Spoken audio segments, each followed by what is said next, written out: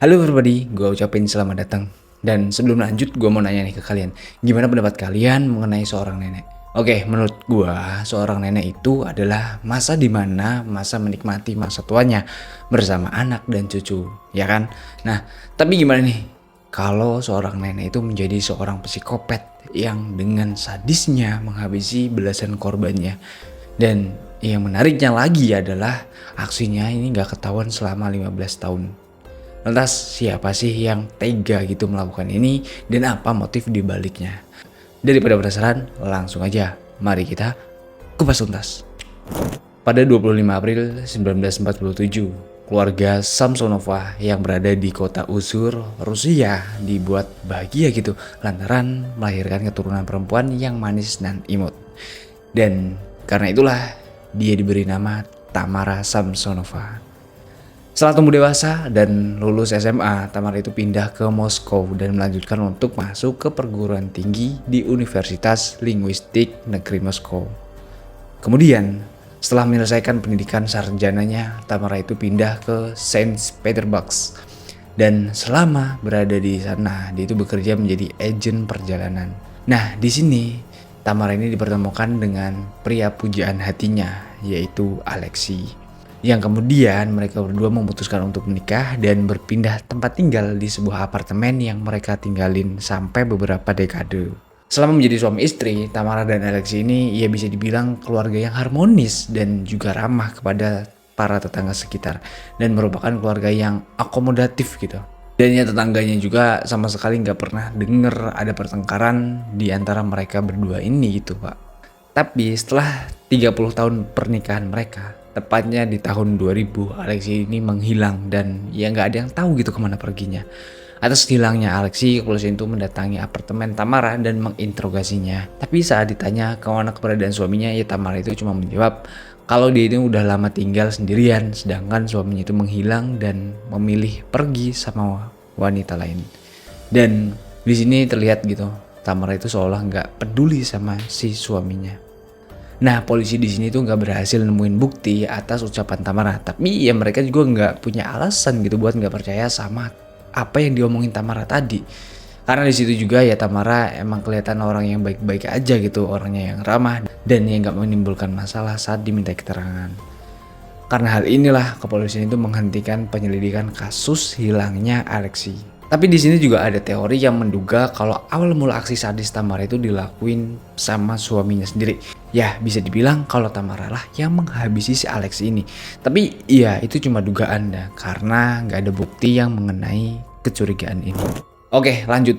Setelah ditinggal suaminya selama berbulan-bulan dan dia juga ngerasa kalau suaminya nggak akan pernah kembali gitu. Disinilah Tamara itu ngerasa kesepian. Karena usianya yang emang udah tua dan dia juga pengen punya temen ngobrol dan ada di sampingnya. Karena kesepiannya inilah Tamara itu kemudian di pertengahan 2001 dia menyewakan apartemennya. Dan orang pertama yang menyewa apartemennya adalah seorang pria parubaya yang bernama Volodya. Tapi iya sayangnya dia itu nggak bisa bertah di sana dan cuma bertahan selama beberapa minggu di apartemen si Tamara ini. Karena di situ sikap Tamara yang sebenarnya muncul. Tamara jadi wanita yang emang gak ramah, yang sehingga memicu banyak perdebatan dan bahkan sampai kekerasan fisik Pak. Dan iya tetangganya juga sampai dapat imbasnya gitu. Mereka sering digedor pintunya sama si Tamara ini. Ya tanpa alasan jelas. Ya mungkin di sini Tamara stres gitu ya karena ditinggal suaminya yang sebenarnya dia cuma butuh teman ngobrol. Setelah kepergian Volodya dari apartemen itu, ternyata ya masih banyak orang-orang yang emang menyewa apartemen Tamara ini. Tapi ya mereka sama aja gitu merasa nggak nyaman dan ya akhirnya mereka pindah. Di tahun 2003 ada penyewa yang bernama Sergei Potvein dan dia ini berasal dari luar kota. Nah, udah bisa ditebak kan, dia ini pasti ya nggak betah di sini dan memutuskan buat pergi dari apartemen Tamara. Alasannya itu ya karena Sergei ini sering berantem gitu sama Tamara. Ya sama aja gitu, semua yang emang tinggal di apartemen Tamara itu nggak betah sama sikap si Tamara ini. Tapi hal yang mengejutkan dan mengerikan dilakuin sama si nenek ini. Dia itu meracun Sergei dan kemudian memotong-motongnya menjadi beberapa bagian. Terus jasad Sergei itu dibuang sama si Tamara ini. Nah, di sini sebenarnya polisi itu nggak melacak jejak pembunuhan Tamara karena polisi di sana yang menemukan tubuh Sergei itu di tahun itu. Tapi karena Sergei ini berasal dari luar kota dan nggak ada keluarga yang nyari dia, polisi ya nggak melakukan penyelidikan lebih lanjut soal penemuan jasad Sergei ini. Nah, seperti yang gue bilang tadi, kalau Tamara ini kerja sebagai agen perjalanan dan menjalani pekerjaannya ini sampai akhirnya dia pensiun di tahun 2015 yang usianya menginjak 68 tahun. Nah, di sini Tamara kan emang udah pensiun ya dan punya waktu luang banyak itu tentunya. Sembari menikmati masa tuanya, dia itu memutuskan buat merenovasi apartemennya. Karena renovasinya itu membutuhkan waktu yang emang lumayan lama, Tamara itu meminta bantuan temannya yaitu Valentine Ulanova yang juga lansia yang berusia 79 tahun. Dan dia juga itu tinggal di jalan yang sama dengan si Tamara ini. Di rumah Valentine ini merupakan ya rumah yang cukup strategis gitu. Di situ si Tamara bisa menginap di sana dan sembari memantau keadaan rumahnya yang direnovasi. Nah, di situ awalnya Valentine juga mengizinkan gitu Tamara buat tinggal di sana karena ya dia pikir nanti dia itu punya teman buat ngebantu pekerjaannya dan sekaligus nemenin dia. Ya, bisa dibilang saling menguntungkan gitu. Tapi itu di awal dan sayangnya hal ini nggak bertahan lama, Pak. Nah, bilang aja nih, gak lama kemudian Tamara mulai menunjukkan nih sifat-sifat aslinya. Sampai timbullah beberapa pertengkaran dan cekcok antar keduanya pun dimulai. Valentine juga nggak tahu si Tamara ini mau di sana sampai kapan gitu. Dan di situ Tamara itu udah nggak ada niatan gitu buat pindah dari sana karena dia itu udah emang ngerasa nyaman tinggal di rumah Valentine ini. Gila kalian, numpang tapi jadi kayak rumahnya sendiri gitu. Tapi keributan keduanya itu nggak berhenti dan makin hari itu makin parah. Sampai pada suatu hari, kayaknya keributannya itu emang udah di puncaknya. Dan sebenarnya penyebab dari pertengkaran mereka itu ya perihal sepele aja gitu. Valentine di situ emang udah nggak suka gitu sama si Tamara karena ya dia nggak mau gantian cuci piring gitu sebenarnya. Kayak si Tamara itu enak-enakan aja gitu tinggal di sana dan nggak mau ngebantuin si Valentine ini, kayak nggak sadar diri gitu intinya dah. Valentine yang emang udah sering menegur si Tamara dan Tamara juga emang nggak terima.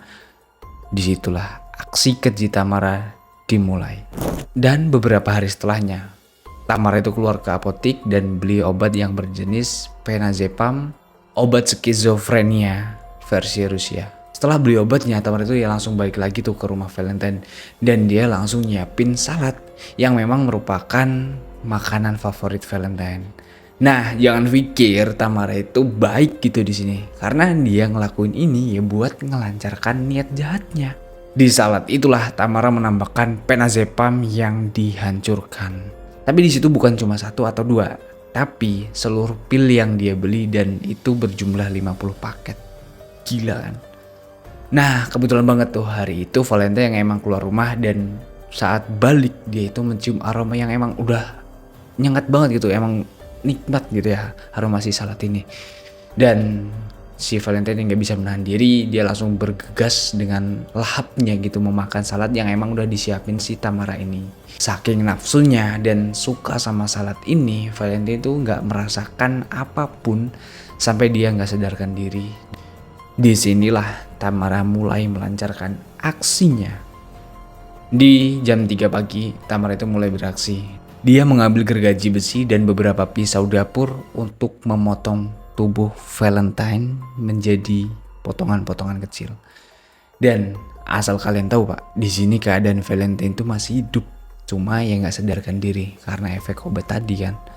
Tapi ya emang Tamara itu udah kejam banget gitu dan dia nggak ada rasa kasihan dan dia kayak motong daging ayam biasa gitu. Dia akhirnya mengeksekusi Valentine. Setelah selesai memotong-motong tubuh Valentine, Tamara mengumpulkan bagian tubuh tersebut dan mengemasnya ke dalam kantong plastik yang lebih kecil. Dan nggak sampai di sini, dia juga mengambil panci dan merebus kelapa dan jari Valentine. Nah, hal itu dilakuin Tamara guna menyembunyikan identitas si Valentine ini supaya nggak terlacak sama pihak kepolisian. Kemudian dia membawa tas-tas yang berisi potongan tubuh Valentine ini ke kolam terdekat dan dia itu membuangnya di sana. Setelah melakukan pembunuhan yang super keji ini, Tamara ngejalanin hari-harinya seperti biasa dan seolah-olah nggak terjadi apa-apa. Beberapa hari kemudian, pasangan muda dari lingkungan sekitar sedang berjalan dengan anjing mereka. Nah, di sini selama beberapa hari jalan keliling lewatin kolam, kayak anjing si pasangan itu sering menggonggong gitu. Hal ini nggak pernah terjadi di anjing mereka sebelumnya. Karena itulah mereka ngerasa aneh dan curiga sama kolam yang dilewatin itu. Dari rasa penasarannya inilah mereka itu langsung menyelidiki tempat kejadian dan disitulah mereka menemukan sisa-sisa potongan jasad manusia yang tergulung di tirai kamar mandi dan dikemas dalam kantong plastik kecil. Mereka akhirnya langsung melaporkan hal itu dan seketika polisi juga langsung melakukan penyelidikan.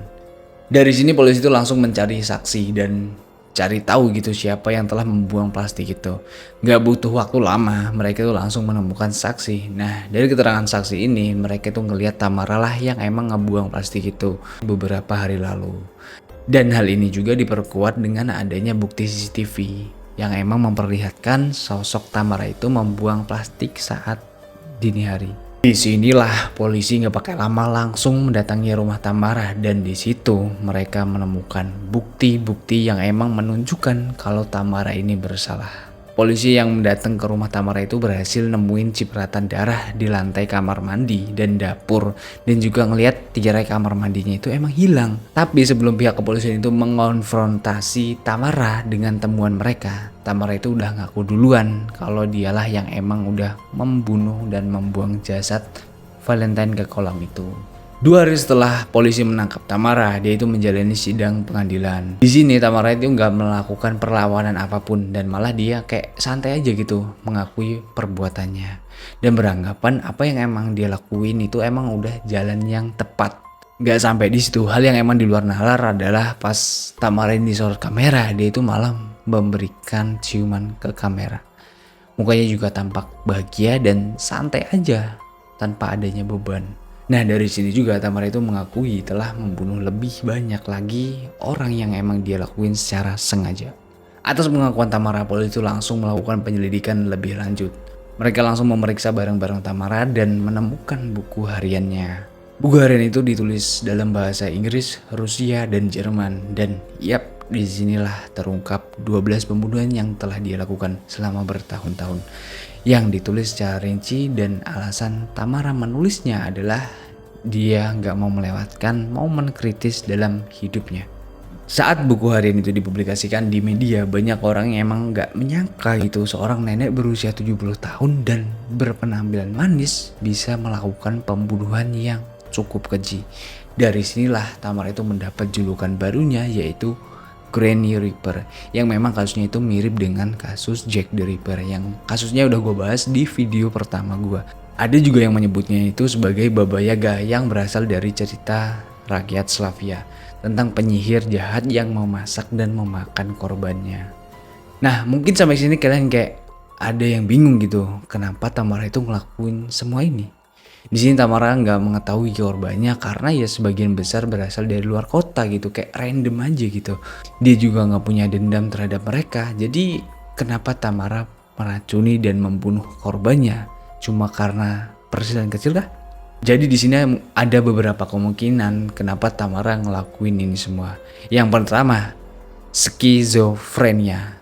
Evaluasi psikologis mengungkapkan Tamara itu menderita masalah kesehatan mental. Dia itu sering mengklaim bahwa monster di kepalanya itu memaksanya buat melakukan kejahatan itu. Yang kedua, ada pengaruh sihir hitam. Polisi juga menemukan fakta bahwa Tamara itu menyukai ilmu hitam dan ilmu goib. Jadi mereka itu berasumsi bahwa sebagian dari pembunuhan ini bersifat ritual. Teori tersebut juga terkait dengan masakan Tamara dan kemungkinan memakan bagian tubuh korbannya. Nah, di sini tetangga Tamara itu membenarkan gitu bahwa Tamara itu terobsesi dengan pembunuh yang serupa dan menjadi favorit Tamara. Dia adalah Andrei Chikatilo, seorang pemerkosa dan pembunuh kejam Rusia yang diketahui memakan korbannya.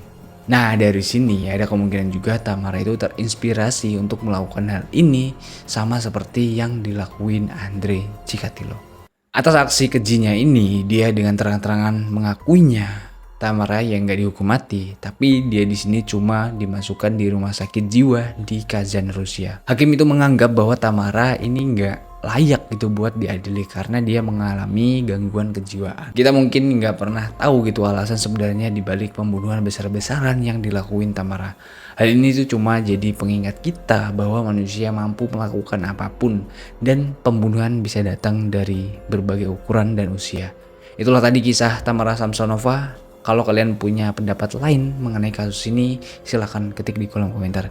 See you next video dan jangan lupa klik tombol subscribe itu gratis.